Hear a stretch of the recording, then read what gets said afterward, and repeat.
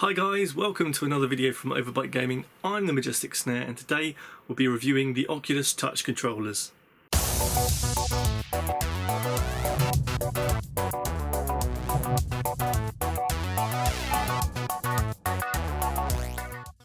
So here we are. I've had the Touch controllers for about a week now. I thought I'd spend some time with it and give you a bit of an informed review rather than just sort of going, this is a controller. But here they are.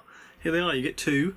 You also get another sensor, and you also get this funky thing, which I'll go into in just a second. It looks like nothing. It looks like a little bracket. It is a bracket, but I'll explain what it's about in a second. So, controllers. They're practically the same. With slight differences, but they have the same fronts. You can't see it that well, but yeah, I'll do some better pictures behind me. So effectively, on each controller, you have the kind of sensor ring. It fits very nicely into the hand. You have your two triggers, one on the front, one on the bottom. Two buttons per controller. Thumbstick, it feels really quite nice, not too much weird play. You know how you get on some controllers where this kind of doesn't move as you'd want it to. As you do with the Oculus remote, you kind of have a back button on the left controller and an Oculus home button on the other. You also have a thumb rest for where you put your thumb if it's not being used for anything, and the obvious wrist strap that, being the conscientious person that I am, putting shadows on my face, I haven't used that yet. So what do I think of it? Well, it's built really nicely. It's got that kind of controller feel you'd expect from something that costs £189. Yes, I'll come on to that in a second. But the controller itself is a well-built piece of kit. It feels good in the hand. It's got that lovely ergonomic feel to the hand. Everything's accessible from your thumbs and your fingers. And within the actual VR experience, I think it's probably safe to say that this completes it. Whereas normally from a VR perspective, you've got your headset on and it's treating you like a viewing passenger almost. If you've got a controller, it's a bit disassociative. So if you try and move with a controller, then you'll end up feeling like you are being pushed around and can feel quite sick. I felt quite sick on a few games. But on the whole, this controller brings your hands into view. And with these trigger buttons, you can make it do grasping, pointing, and it has capacitive touch on the buttons, on all buttons and items on the controller. So if you simply touch the actual controller, it will cause parts of your hand in VR to make like a pointing motion if you're away. If you're just touching, it'll bring your finger in. If you're just touching there, you'll have an open hand or not. It's quite intuitive with almost no lag whatsoever. So on that front, it's brilliant. I know I have to say at the outset, I have not used an HTC Vive with their controllers or the PS VR. It's an expensive hobby to get into if you are up for VR gaming, and this is another additional cost to the £550 in UK money. Where else do you have pounds? An additional £550 for the Oculus Rift, plus your nearly £200 for these controllers. And it feels like, you know, there's not much difference in the price. The PSVR is comparable. I think that's about £300, but in the same breath, you're going to have to probably buy a PS4 Pro for it as well. So in addition to the controllers, you also get this weird bracket thing. Now when I opened it up, I thought, oh, it's just like a holder maybe but I've only got one. Then I saw on the front, I don't know if you can see this, it says Rock Band. Go on, focus. It's not going to focus. The Rock Band symbol denotes that this is an additional part that you can use with Rock Band, which I have not had a chance to play because I don't even think it's out yet. If it is out, I haven't purchased it or spent money. I've spent enough already. God damn it. But all this does is this clips onto the back of the plastic controller, which, hold on, I'll show you probably how it might go because I've got a Guitar Hero controller somewhere. 1 second. So, as far as I can understand it, the controller back, it will fit onto the back of the headstock of the guitar, and then this hole is the part that fits your hand controller into, like so. So that'll be stuck on the back of the headstock and like around the head of the guitar. So that enables you to actually be on stage, and where you move your guitar, one of your hands is going to be effectively tracked with this, which is an interesting concept, and I really am quite excited to try it out. I'm a big fan of Guitar Hero games.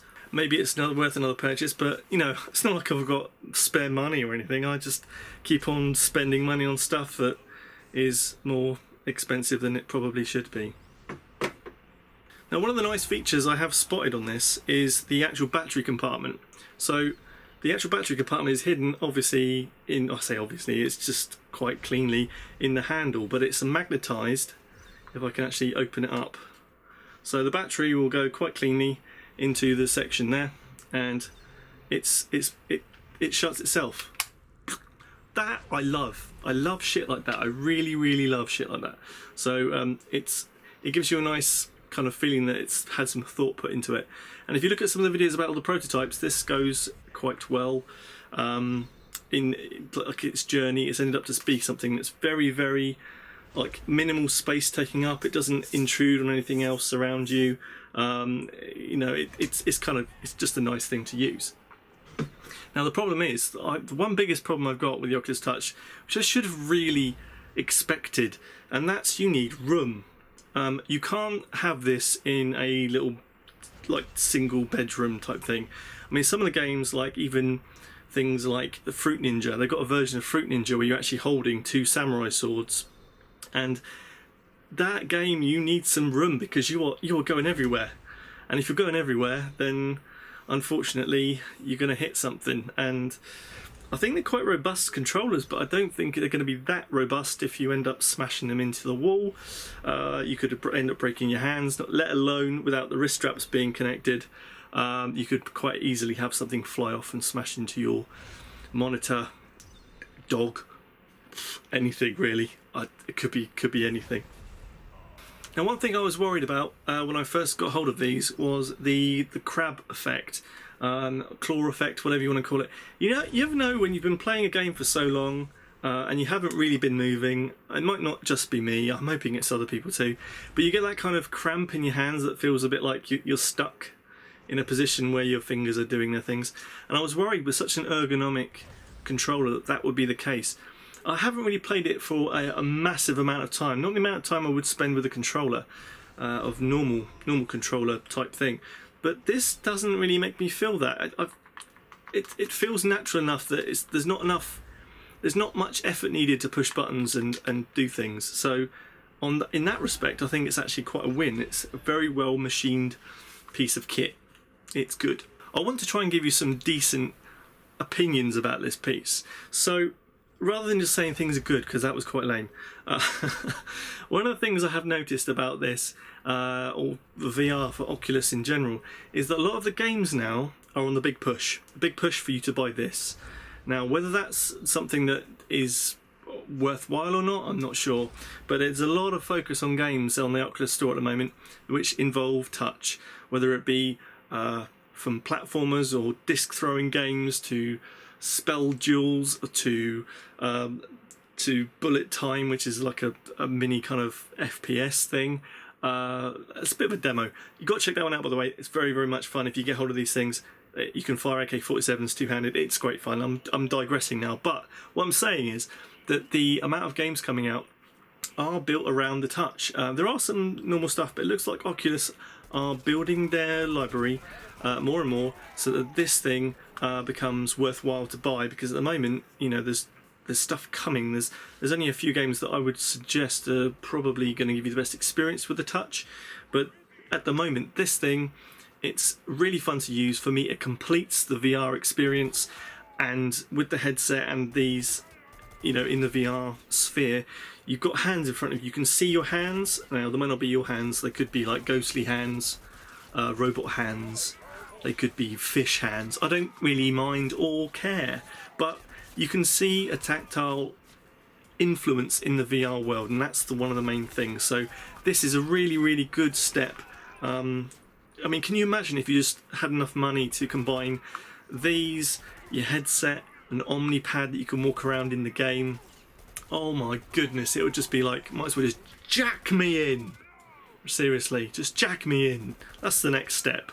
It really is the next step. Why haven't we got this yet? Yeah? Now, one thing I will say about the Oculus Touch is it does come in a nice box. You get another sensor to allow you to kind of triangulate almost where you are. It's using 2 sensors, not 3. But I suppose the third one is your controllers. You get an additional sensor to basically judge where your controllers are, and one to obviously help with tracking your original Oculus Rift helmet, face mask. What are we calling it? Headset. That's the one. Yeah. Oh, penis. But you do get these 2 sensors, and these 2 sensors will allow you to track everything around.